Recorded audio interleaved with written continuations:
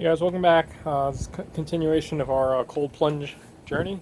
So I've got this 55-gallon drum here for 15 bucks. This used to hold food products for a guava concentrate, I believe. So today we're going to go over how I'm going to modify this thing to use it for a quick cold plunge. So I'm going to use the water from the pool and the ice from the bin, from the machine that we just got, and fill it up.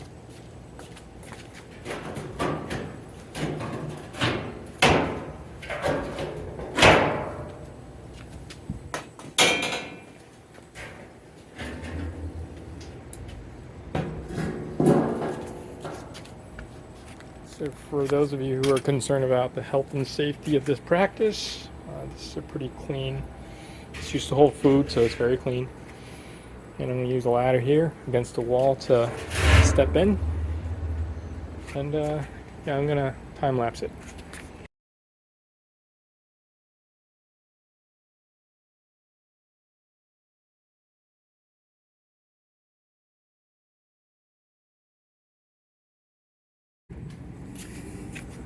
So I thought I had a good amount of ice, but apparently not enough. Well, regardless, I'm going to fill it up about halfway or 3/4 of the way. And the ice should bring the temperature down.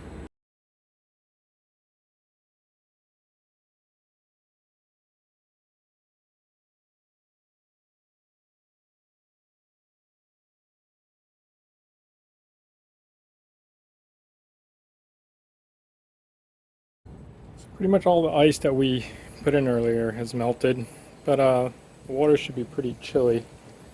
It's about 74 degrees.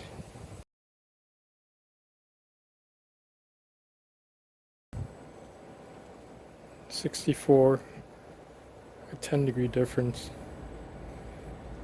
So, what I have to do.